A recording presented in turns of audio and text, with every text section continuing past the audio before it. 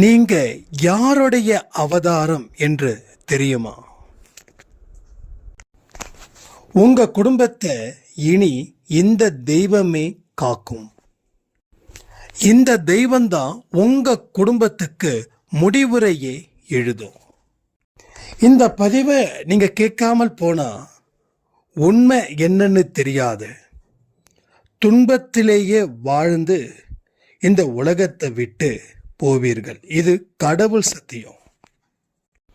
சாயப்பா மிக பெரிய ஒரு உண்மையை இந்த வெள்ளிக்கிழமை அன்னைக்கு உங்களுக்கு உடைச்சிருக்காரு. இந்த பதிவை கேட்பவர்களுக்கு தெய்வம் எல்லா திசையிலே இருந்தும் உங்களை ஆசீர்வதிக்கும், உங்களை வாழ்த்தும்.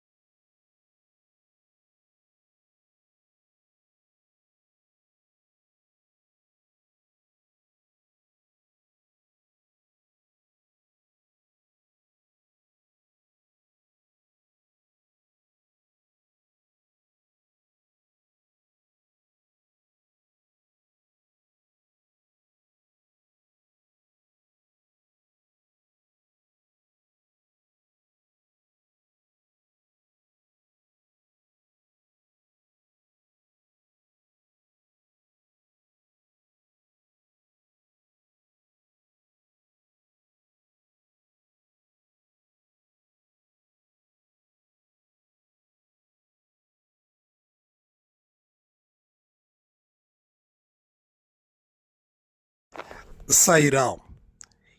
என் உயிரின் உயிரானவர்களே, நேற்று இரவு 8 மணிக்கே நான் பிரார்த்தனை செய்யும் போது என் கண்களுக்கு முன்னாடி ஒரு வீடு, அதில் நானும் என்னுடைய குடும்பத்தில் உள்ளவர்களும் ப்ளஸ் நீங்களும் அன்பே சாய் குடும்பத்தில் இருப்பவர்களும் வந்து வாழ்த்தி நல்ல விருந்த சாப்பிட்டு போனது போல எனக்கு இருந்தது. எனக்கோ சுத்தமாக கையில் காசு இல்லை, ஏகப்பட்ட கடன். ஆனாலும் அடுத்த 2 வருஷத்தில் நான் உங்களை அழைப்பேன், அன்பே சாய் குடும்பத்தையும் அழைப்பேன். நீங்கள் எங்கள் வீட்டுக்கு நிச்சயமாக வரணும் அப்படின்னு சொன்னாங்க. நான் மோஸ்ட்லி எந்த ஃபங்க்ஷனுக்கும் போகிறதில்லை.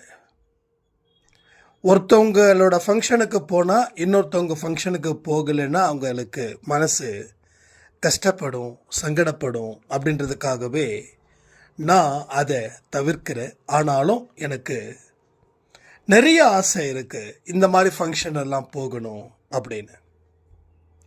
நான் எந்த ஃபங்க்ஷனுக்கு வரணும் இல்லையோ தெரியாது, ஆனால் நீங்கள் வீடு கட்டி குடியேறும்போது டெஃபினட்டாக நானும் நம்ம அன்பே சாய் குடும்பத்தில் இருக்கிறவர்களும் நிச்சயமாக கலந்து கொள்ளுவோம். இது சத்தியமான உண்மை. இதில் எந்த இடத்துலையும் என்னுடைய ப்ரெசன்ட் இல்லாமல் இருக்காது. ஒருவேளை நல்லா புரிஞ்சுக்கோங்க, 1% என்னால் வர முடியலன்னா அந்த இடத்துல நம்ம அன்பே சாய் குடும்பம் அங்கே வந்து நிற்கும். இதை ஏன் சொல்கிறேன்? ஏன்னா இன்னைக்கு ஏகப்பட்ட குழப்பங்கள் நம்ம வாழ்க்கையில் இருக்குது. அதாவது இந்த கஷ்டத்தை நான் ஏற்றுக்கிறேன், இந்த துன்பத்தை நான் ஏற்றுக்கிறேன் அப்படின்னு நம்ம ஏற்றுக்க நினச்சி நம்ம வாழ்ந்தாலும் நம்ம சுற்றி இருக்கிறவங்களோட பார்வை இருக்கே, அது ரொம்ப அருவருப்பாக இருக்குது. நம்மளை பார்க்கும்போது ஒரு கம்பளி பூச்சை பார்க்குற மாதிரி பார்க்குறாங்க சாயண்ணா.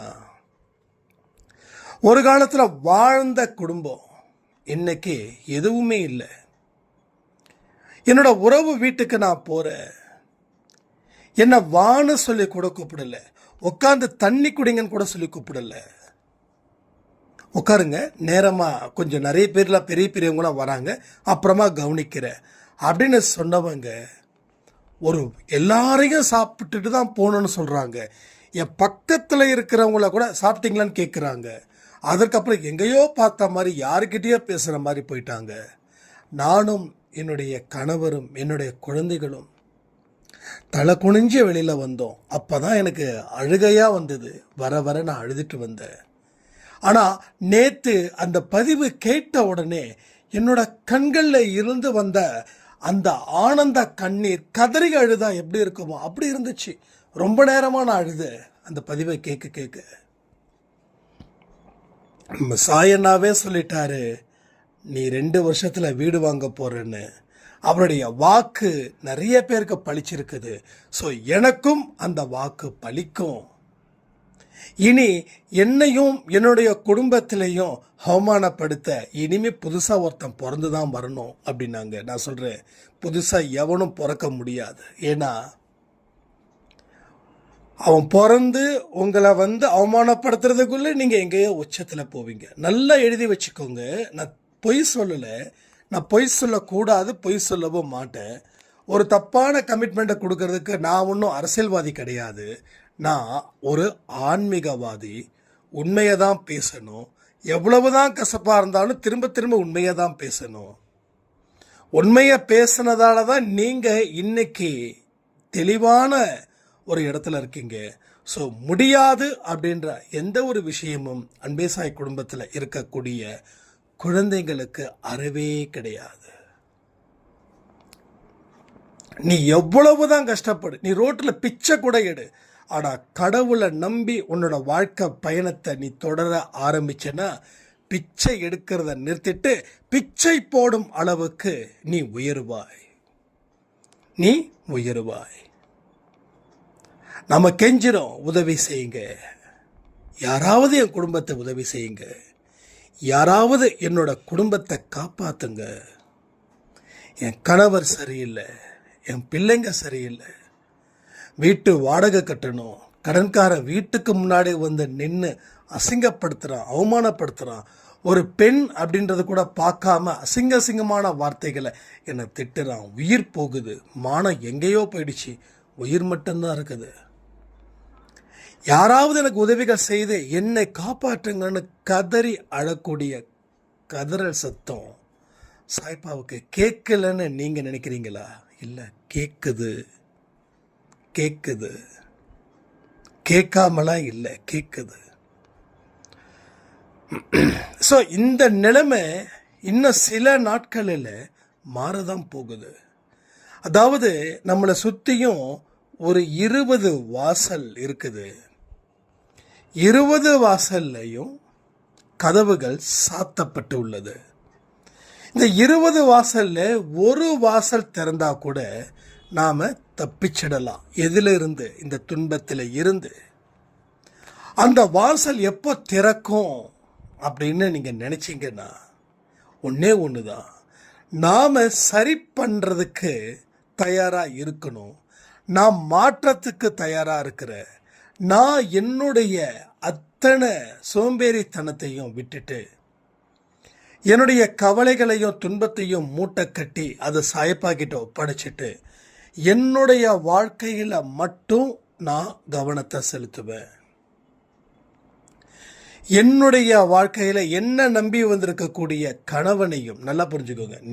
கணவன் நினச்சிட்டு இருக்காரு நம்ம தான் பொண்டாட்டியை காப்பாற்றணும்னு. இல்லை, இப்போ நீங்கள் தான் உங்கள் கணவனை உங்கள் குழந்தைகளை காப்பாற்றக்கூடிய ஒரு ஆதி பராசக்தியாக நீங்கள் இருக்க போகிறீங்க. நான் சொல்கிறது உண்மை. நீங்கள் ஆதி பராசக்தி. என்னைக்கு எந்த பெண் உண்மையாக இருக்கிறாளோ அவளே அன்னை. அந்த இடத்துல நீங்கள் தெளிவாக இருக்கீங்க, உண்மையாக இருக்கீங்க.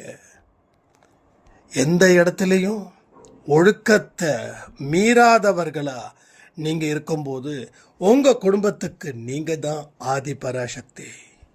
இன்னைக்கு என்ன கிழமை? வெள்ளிக்கிழமை.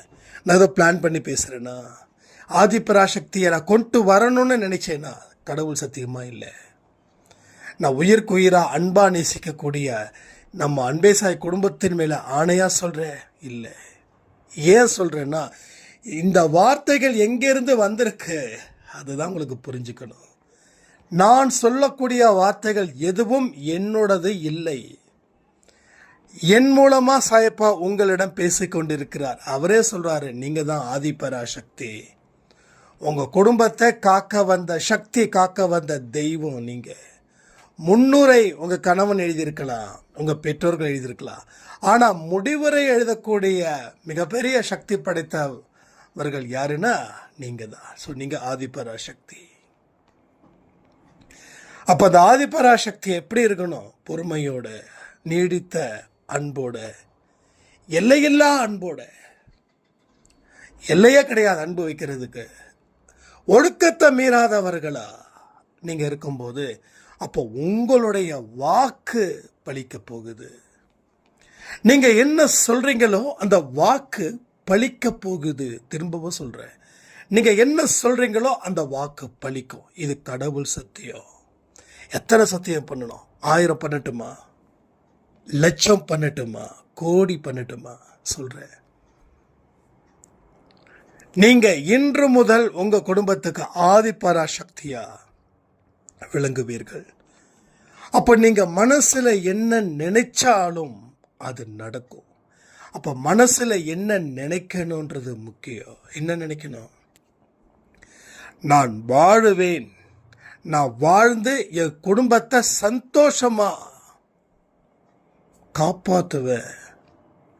என்னைக்கும் யாருக்கும் எந்த தடங்களையும் எந்த தடையையும் நான் செய்ய மாட்டேன். எந்த பழிவாங்குதலிலும் என்னுடைய மனசு, என் புத்தி ஈடுபடாது. எந்த காரணத்தை கொண்டு ஒழுக்கத்தை மீறாதவளாக நான் இருப்பேன். எந்த காரணத்தினாலையும் என்னை எவராலையும் வீழ்த்த முடியாது. எவராலையும் மாய வலையில் சிக்க வைக்கவும் முடியாது. இனி என்னுடைய கண்ணீர் எங்க சிந்துவேன்னா சாயப்பாவோட பாதத்தில் மட்டும்தான் சிந்துவேன். யாருக்கிட்டையும் உதவின்னு சொல்லி நிற்க மாட்டேன். யாருக்கிட்டையும் என்னுடைய புலம்பல்களையும் என்னுடைய கவலைகளையும் ஷேர் பண்ணிக்க மாட்டேன். என்னுடைய குடும்பத்துடைய மானம் எனக்கு முக்கியம். இப்போ வரக்கூடிய சின்ன சின்ன விஷயத்தினால என்ன துன்பங்கள் வந்தாலும் நான் சோர்ந்து விட மாட்டேன். இதெல்லாம் நான் சொல்றது சும்மா 10% தான்.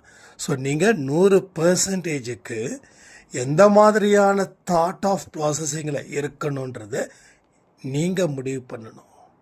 You are a deciding authority person in your family. So you are a very powerful lady. இன்னைக்கு அடுத்த 5 வருஷத்தில் உங்கள் கை பெரிய அளவில் ஓங்கும். ஸோ ஒவ்வொரு நாளும் உங்கள் கை ஓங்குவதை நீங்கள் அறிந்து கொள்ள முடியும். அதனால அன்பே சாயோடையவர் சாதாரணமாக நினச்சிட்டிங்கன்னா நீங்கள் சாதாரணமான ஆளாகவே இருப்பீங்க. It's a very powerful. இது கேட்குறதே ஒரு பெரிய பவர்ஃபுல் அப்படின்னு நினச்சி கேட்கும்போது you will become a powerful person in your life. இதை எங்கேயும் கன்வின்ஸே ஆக முடியாது. ஸோ யார் நீலாம் ஒரு பவர்ஃபுல் பர்சனா சிரிப்பானுங்க. அவங்களுக்கு சிரிக்க மட்டும்தான் தெரியும். அவங்களுக்கு கிண்டல் பண்ண மட்டும்தான் தெரியும். அவங்களோட வேலையே நையாண்டியும் கிண்டலும் தான். ஸோ அவங்களுக்கெல்லாம் நீங்கள் செவி சாய்க்கக்கூடாது. நல்லவர்கள் பாராட்டுவார்கள், நல்லவர்கள் மோட்டிவேட் பண்ணுவாங்க. ஆனால் கொஞ்சம் கசகசன்னு இருக்கிறவன் மோட்டிவேட் பண்ணவே மாட்டான். ஏன்னா அவனுக்கு நல்லதே பிடிக்காது. அப்போ நீ நல்லது செய்கிற அப்படின்னு நீ 4 பேர்கிட்ட சொன்னா அந்த 4 பேரும் கொஞ்சம் கசகசப்பாட்டிங்க தான்.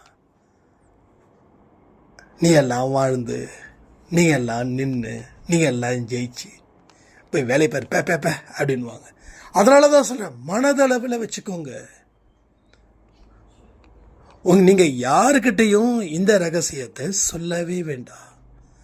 மனதளவில் தயார் செய்யுங்க. அது உடலளவில் செயல்பட வைக்கும். செயல்பட்ட விதம் உங்கள் வாழ்க்கையில் மிகப்பெரிய வெற்றியை அது தேடித்தரும். ஸோ எண்ணங்கள், செயல், அதனுடைய விளைவு. ஸோ விளைவு, முடிவு என்ன ஆனாலும் ஏதானாலும் நல்லபடியாகவே முடியும். அதை மட்டும் எதிர்பாருங்க.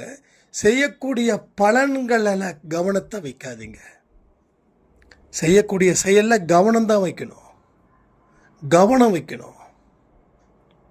பலனை எதிர்பார்க்கக்கூடாது. பலனை எப்பயுமே எதிர்பார்க்கக்கூடாது. உங்கள் வேலை என்ன அதை செய்யுங்க. இப்போ ரீசெண்டாக ஒரு சாய்ராம் சொன்னாங்க, அண்ணா முன்னாடிலாம் அன்பே சாயில் ஆடியோ வியூஸ் பயங்கரமாக போகும், இப்போ ஏன்னா போகல, ரொம்ப ஃபீல் ஆகுது. நம்ம ஏன் ஃபீல் பண்ணணும்? நம்ம எதுக்காக ஃபீல் பண்ணணும்? உண்மை எதுவாக வேணாலும் இருக்கலாம். ஆனால் இங்கே வேறு ஒரு உண்மை இருக்குது. என்ன? நாம் பேசுகிறோம். நாம் பேசுகிறதுல எந்த இடத்துலையும் குறை வைக்கல. அப்போ கேட்பதும் கேட்காததும் அவங்கவுங்க விருப்பம். யாரையும் கேட்டு தான் ஆகணும். ஒரு ஆடியோவுக்கு நீங்கள் கேட்டிங்கன்னா நான் உங்களுக்கு இத்தனை ரூபா கொடுக்குறேன் அப்படின்னு சொல்கிறீங்களா? இல்லை. ஒரு வியூஸ் பரவாயில்ல, சந்தோஷம். 2 ஓகே. வியூஸில் கவுண்டே இல்லை. நாம் பலனை எதிர்பார்த்து யூடியூப் ஆரம்பிக்கல. யூடியூப் ஆரம்பித்ததுக்கு உண்டான காரணம் என்ன தெரியுமா? சாய் ஃபேமிலின்ற வாட்ஸ்அப் குரூப்பில் இருக்கும்போது நிறைய விஷயங்கள் இது மாதிரி நிறைய பேசும்போது நீங்கள் சொன்னது எல்லாம் நாங்கள் எங்கே கொண்டு போய் வைக்கிறதுன்னு தெரியல, பேசாமல் யூடியூப்பில் நீங்கள் கொடுத்துருங்களேன் அப்படின்னு ஒரு சாய்ராம் சொன்னாங்க. சாய்ராம் நேம் கூட சரியாக ஞாபகம் இல்லை எனக்கு. அப்போ தான் இது ஆரம்பிச்சது. அப்போது நம்ம யூடியூப் ஆரம்பிக்கணும், ஃபேமஸ் ஆகணும், பணம் சம்பாதிக்கணும், இது இடமே இல்லை. ஏன்னா நமக்கு ஒரு அற்புதமான கடவுள் அற்புதமான தொழிலை நம்ம சாயப்பா அமைச்சு கொடுத்துருக்காரு. அதில் தினமும் உட்காந்தாவே நல்லா முழுக்க 8 மணி நேரம் உட்காந்தாவே ஒரு நாளைக்கு 2000 3000 ரூபா பார்க்கலாம். ஏன்னா அந்த அளவுக்கு சர்வீஸ் கொடுத்து நல்ல பெயரை இங்கே கடவுள் நல்ல பெயரை மக்கள்கிட்ட எடுத்திருக்கோம். அதுலேயும் 100 கஸ்டமர் 2 கஸ்டமர் 3 கஸ்டமர் கொஞ்சம் விதண்டாவாதங்கள் தான். நம்ம தெளிவாக சொல்லிவிடுவோம், இதை பாருங்கள், உங்கள் சர்வீஸை நாங்கள் எடுத்துக்க முடியாது, நாங்கள் செலக்ட் பண்ணி தான் கஸ்டமருக்கு சர்வீஸை கொடுக்குறோம். அதாவது சர்வீஸை வேண்டான்னு சொல்லக்கூடியவர்கள் யாருமே இல்லை. காசு வந்தால் போதும். நமக்கு அங்கே கூட ஸ்ட்ரிக்டாக இது பண்ணுறேன். ஏன் சொல்கிறேன்னா, வியூஸ்க்காக நம்ம பண்ணலை. அப்போ நானும் சொல்கிறேன், பலனை எதிர்பார்த்து செய்யலை. கூடுமான வரைக்கும் நேற்று கூட பாருங்கள், 2 ஆடியோவும் புது ஆடியோ. ஸோ நிறைய பேருக்கு என்ன நினைப்புன்னா, தேர்ஸ்டே தலைவர் பழசு தான் போடுவார் அப்படிலாம் இல்லை. எப்போ ஏன் தலைவர் பேச வைக்கிறாரோ அப்போ நான் உங்களுக்கு கொடுத்து தான் ஆகணும். ஸோ சோம்பேறித்தனத்துக்காக நான் என்றைக்கும் எதையும் நான் நிறுத்த போகிறது இல்லை, நிறுத்தவும் மாட்டேன்.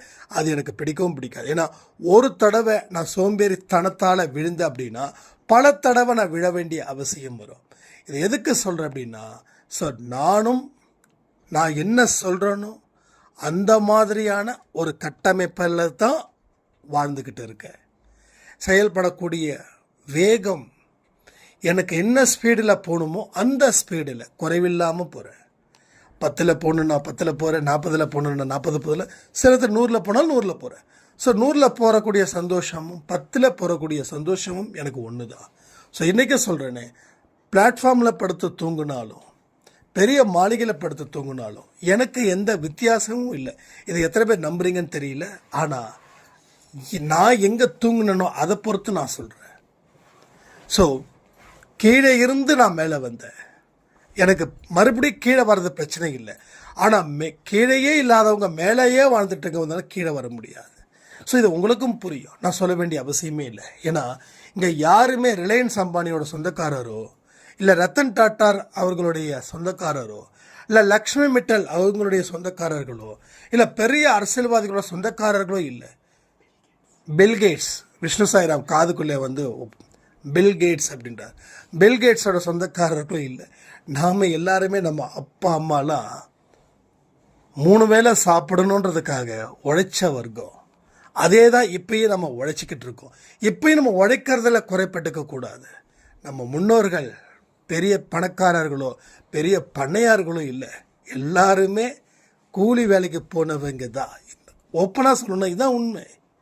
ஸோ இந்த உண்மையை நம்ம மறக்கக்கூடாது. அப்போ தான் நம்ம உழைக்க மறக்க மாட்டோம். அப்போ நாம் ரத்தன் டாட்டா ஃபேமிலி மாதிரி உட்காந்துக்கிட்டு உழைக்காமல் ஃபோனை நோண்டிக்கிட்டு ஷார்ட்ஸை பார்த்துக்கிட்டு சிரிச்சுக்கிட்டு. அப்போ உங்களுடைய பொன்னான நேரத்தை பொழுதுபோக்கு கொள்ளையடிச்சா என்ன பண்ணுவீங்க? ஒரு 10 ரூபா காணாமல் போயிடுச்சுன்னா நம்ம எவ்வளோ ஃபீல் பண்ணுறோம். ஆனால் காலம் 10 ரூபாய்க்கு சமமா, 100 ரூபாய்க்கு சமமா, லட்ச ரூபாய்க்கு சமமா, கோடி ரூபாய்க்கு சமமா, இல்லை மில்லியனுக்கு சமமா, அதையும் தாண்டினது. அதை கவுண்ட் பண்ணவே முடியாது.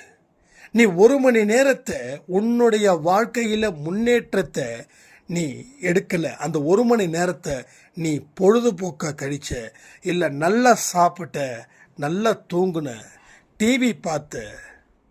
ஆனால் அந்த 1 மணி நேரத்தை நீ முன்னேற்றத்துக்கு பயன்படுத்தி இருந்தால் ஒருவேளை அந்த 1 மணி நேரம் உன் வாழ்க்கையே மாற்றிருக்கும்.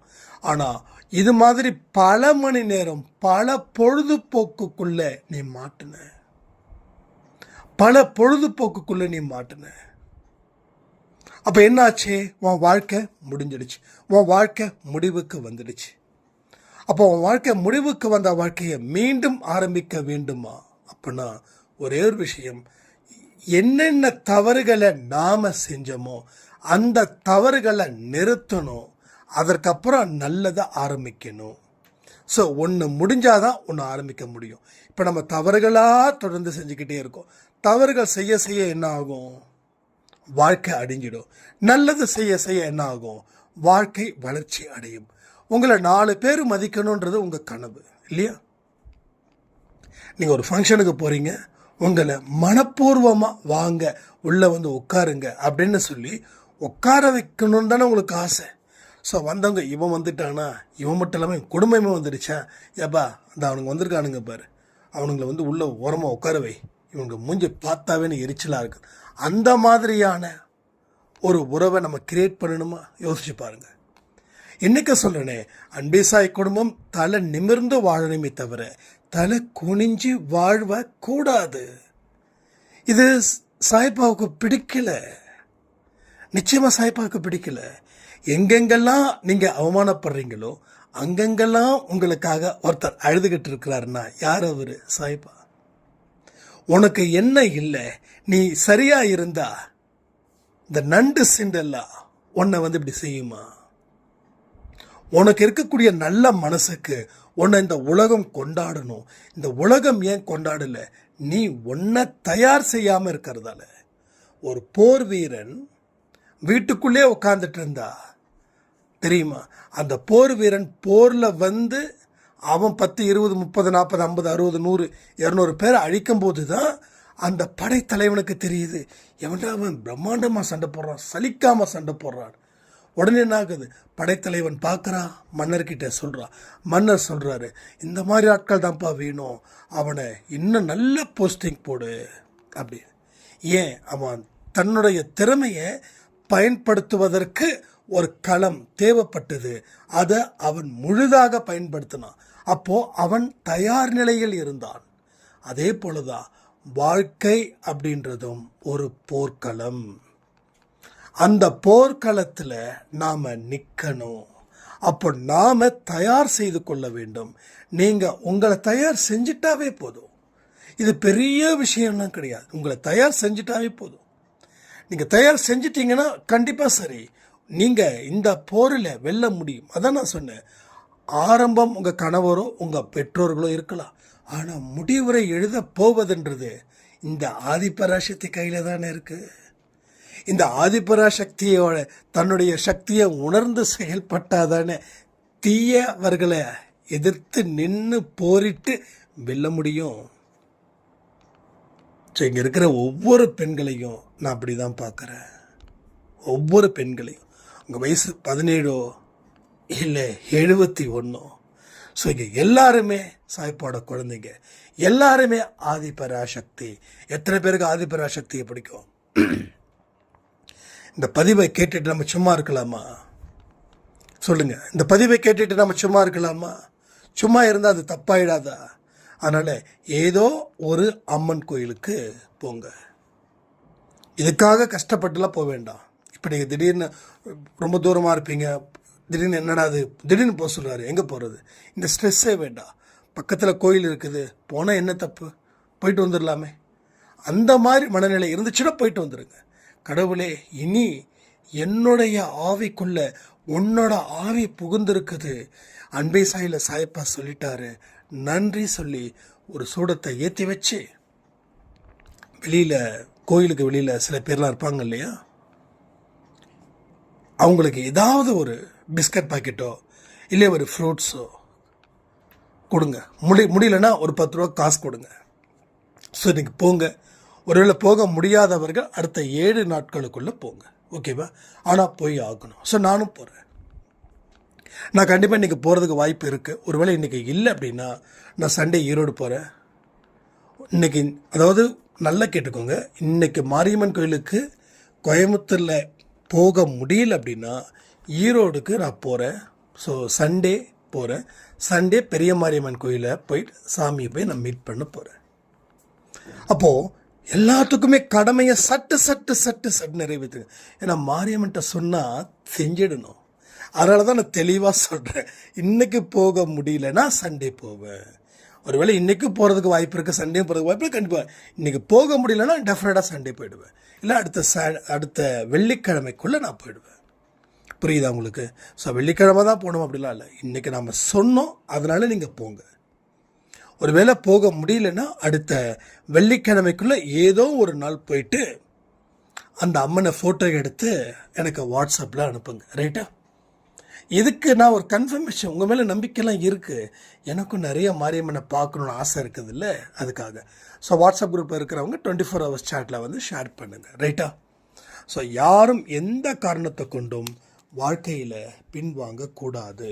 உங்கள் வாழ்க்கை கடவுள் உங்ககிட்ட அற்புதமான ஒரு இடத்துல கொடுத்துருக்காரு. சாய்ப்பா உங்களை ஆதிபராசக்தின்னு சொல்லியிருக்காரு. அந்த வார்த்தைகளுக்கு மதிப்பளியுங்க. அந்த வார்த்தையை உண்மை என்று நம்புங்கள். நீங்கள் மிகப்பெரிய வெற்றிக்கு சொந்தக்காரர்களாக மாறுவீர்கள். வெற்றி நிச்சயமாக உங்கள் வாழ்க்கையில் வரதான் போகுது. வீட்டு உரிமையாளர் ஆக தான் போகிறீங்க. ஸோ ரொம்ப சந்தோஷமான தருணத்தை நான் இப்போவே ஷேர் பண்ணிக்கிறேன். அடுத்த 2 வருஷத்தில் இருந்து அடுத்த 10 வருஷத்துக்குள்ள அன்பே சாய் குடும்பத்தில் இருக்கிறவங்க அத்தனை பேரும் நல்ல வீடு வாங்கி அன்பே சாய் இல்லைன்னு பெயரிட்டு மகிழ்வார்கள்ன்றதை யாராலையும் தடுக்க முடியாதுன்னு சொல்லி இந்த பதிவை நான் முடிக்கிறேன். ஜெய் சாய்ராம்.